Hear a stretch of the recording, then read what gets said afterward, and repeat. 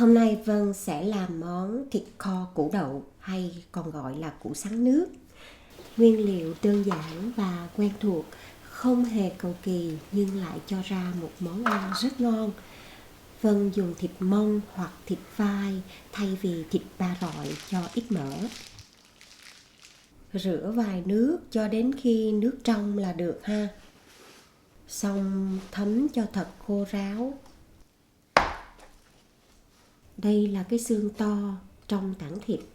Vân cắt phần không có xương ra. Phần này có xương thì Vân phải lách con dao sát với xương để cắt thịt ra. Xương này Vân sẽ cất trong túi kín và trữ trong tủ đông để góp lại cho nhiều xương một lần để nấu nước dùng. Bây giờ Vân sẽ lóc bớt mỡ dính trên thịt ra. Thịt mông, thịt vai thường có mỡ chen vào giữa các thớ thịt nên rất thích hợp để thay thế thịt ba rọi cho các món thịt kho. Vân cắt hết mỡ ra như vậy để ăn cho mạnh miệng ha. Các loại bỏ mỡ ra hết rồi, Vân cắt thịt ra thành từng khối to.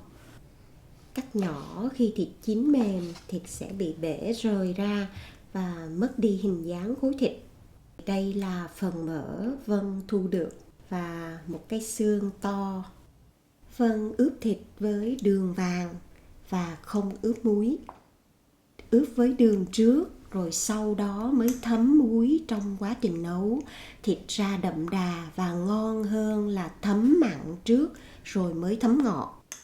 Ướp thịt với đường như thế này để khi chiên sơ thịt trước khi nấu, đường trở thành như đường nước màu và như vậy tiết kiệm được thời gian làm nước màu. Cứ một bao thịt là nửa kg thịt. Vân dùng 1 muỗng canh đường vàng. Tô này hơn 4 bao thịt. Vân ướp với 4 muỗng canh đường vàng như vậy. Dĩ nhiên khi nấu cho gia đình thì các bạn có thể gia giảm tùy theo khẩu vị của mình ha. Trộn cho thịt bám đều đường rồi để yên cho đường tan ra thấm vào thịt.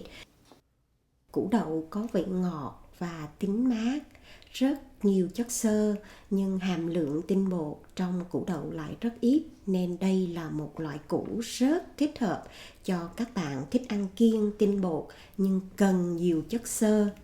Lượng nước và vitamin trong củ đậu được cho là tốt cho da và làm mờ đi vết tàn nhang, vết nám. Nói chung là trong củ đậu có nhiều chất dinh dưỡng tốt cho cơ thể nhưng hàm lượng calo lại thấp nên thích hợp cho chế độ ăn kiêng. Gọt vỏ sạch rồi Vân bổ làm đôi. Rồi bổ từng. Rồi cắt ra thành từng khối to tương đương như khối thịt đã cắt vậy. To như vậy ha. Xong cho thẳng vào nồi áp suất. Vân cắt lấy phần gốc trắng, còn phần lá để riêng. Cắt bỏ phần rễ bỏ đi. Phần gốc trắng cho thẳng vào nồi áp suất. 4 tép tỏi đập dập bỏ vỏ. Rồi cho thẳng vào nồi áp suất luôn. Một củ hành ta. Vân cắt nhỏ ra rồi đập dập cho ra nước cho thơm. Cho hành ta vào nồi áp suất luôn. Một trái dừa tươi. Cho nước dừa để làm tăng thêm hương vị cho món thịt kho. Vân chuẩn bị rau củ xong thì đường cũng đã tan ra và thấm vào thịt rất là vừa khéo rồi. Làm cho chảo thật nóng rồi mới cho dầu vào. Tráng cho dầu bám đều đáy chảo. Xong là ngay lập tức cho đồ ăn vào xào liền vì chảo rất nóng rồi. Dầu cháy sẽ có hại cho cơ thể. Vân chỉ cho từng ít thịt một cho vừa đáy chảo thôi. Để yên một mặt như vậy khoảng 30 giây cho đến khi nó cháy xém thì Vân mới trở mặt khác.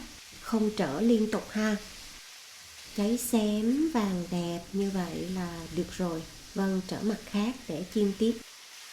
Khi trở mặt mới để chiên rồi thì lại để yên khoảng 30 giây chiên cho mặt mới này vàng. chiên xong tới đâu thì cho thịt thẳng vào nồi áp suất tới đó. Cho thêm một ít dầu vào như vậy. Rồi cho lớp thịt khác vào chiên tiếp.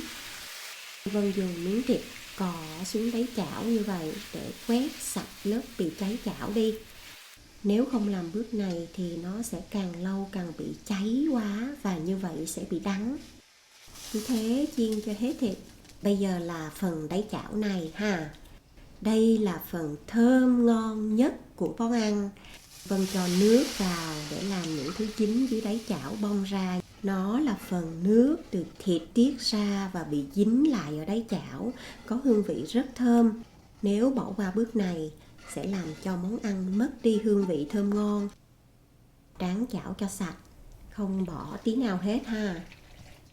Bây giờ Vân nêm muối vào. Phân lượng muối là cứ một bao thịt, tức là khoảng 500 g thịt là Vân nêm với một muỗng cà phê muối. Nồi thịt này hơn 2 kg thịt nên Vân nêm vào 4 muỗng cà phê muối. 1 muỗng cà phê tiêu.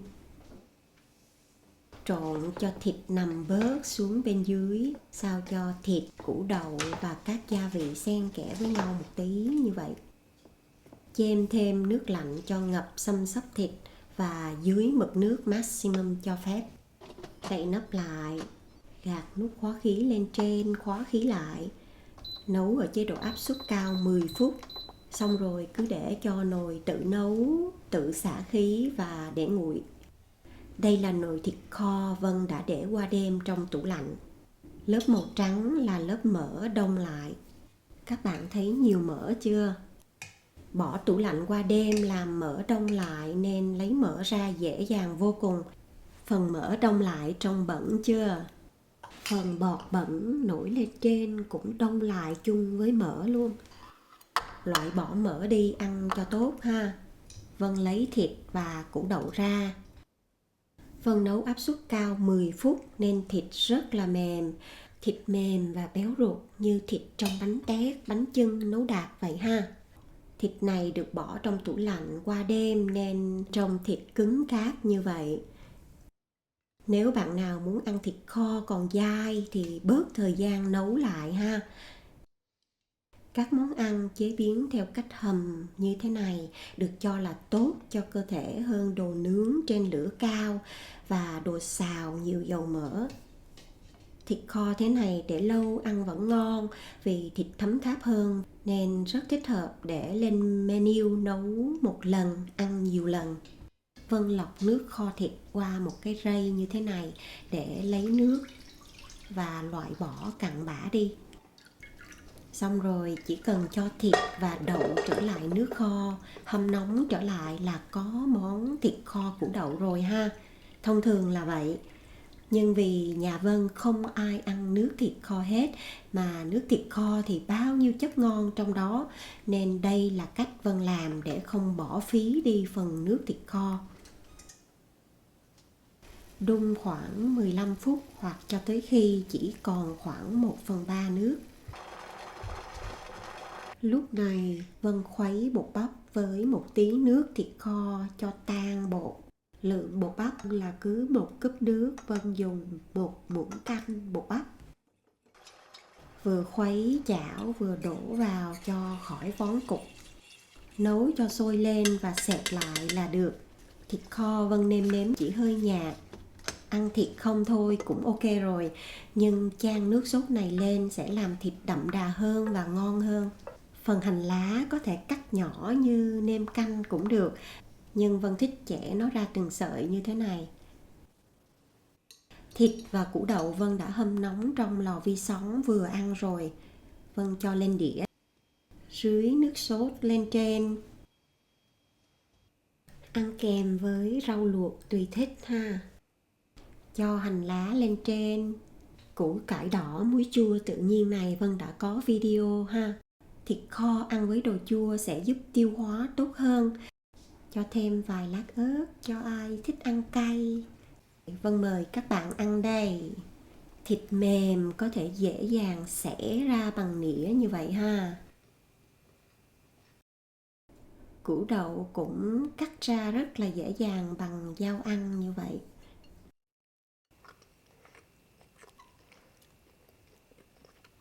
Củ đậu thấm tháp rất là vừa ăn, rất ngon. Kho thịt như thế này con nít cũng ăn rất là tốt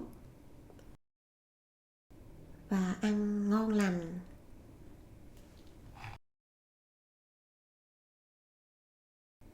Đây là cách Vân trữ để ăn hôm khác.